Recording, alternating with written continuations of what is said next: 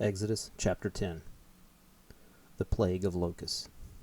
Then the Lord said to Moses, Go to Pharaoh, for I have hardened his heart and the hearts of his officials, so that I may perform these miraculous signs of mine among them, that you may tell your children and grandchildren how I dealt harshly with the Egyptians, and how I performed my signs among them, and that you may know that I am the Lord.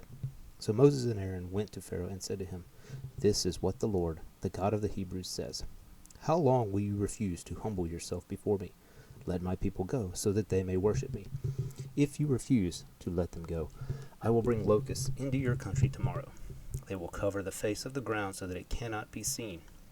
They will devour what little you have left after the hail, including every tree that is growing in your fields. They will fill your houses and those of all your officials and all Egyptians, something neither your fathers nor your forefathers have ever seen from the day they settled in this land till now. Then Moses turned and left Pharaoh. Pharaoh's officials said to him, How long will this man be a snare to us? Let the people go, so that they may worship their Lord, the Lord their God.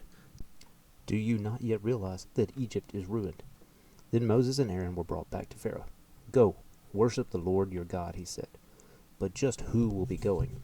Moses answered, We will go with our young and old, with our sons and daughters, and with our flocks and herds, because we are to celebrate a festival to the Lord.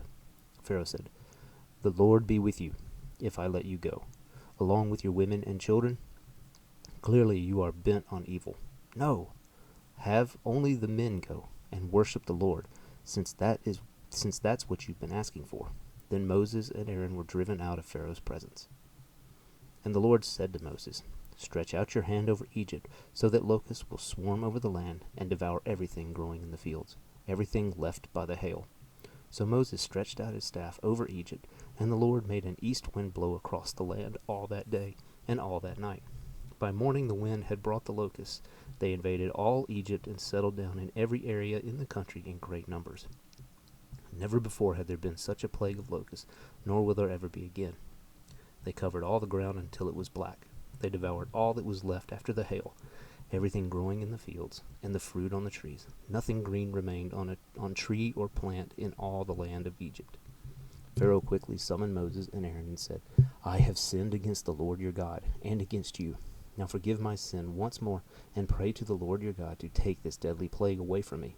Moses then left Pharaoh and prayed to the Lord, and the Lord changed the wind to a very strong west wind, which caught up the locusts and carried them into the Red Sea. Not a locust was left anywhere in Egypt, but the Lord hardened Pharaoh's heart, and he would not let the Israelites go. The plague of darkness. Then the Lord said to Moses, Stretch out your hand toward the sky, so that darkness will spread over Egypt, darkness that can be felt. So Moses stretched out his hand toward the sky, and total darkness covered all Egypt for 3 days. No one could see anyone else or leave his place for 3 days. Yet all the Israelites had light in the places where they lived. Then Pharaoh summoned Moses and said, Go, worship the Lord. Even your women and children may go with you. Only leave your flocks and herds behind. But Moses said, You must allow us to have sacrifices and burnt offerings to present to the Lord our God. Our livestock too must go with us. Not a hoof is to be left behind. We have to use some of them in worshiping the Lord our God, and until we get there, we will not know what we are to use to worship the Lord. But the Lord hardened Pharaoh's heart, and he was not willing to let them go. Pharaoh said to Moses, Get out of my sight. Make sure you do not appear before me again. The day you see my face, you will die. Just as you say, Moses replied, I will never appear before you again.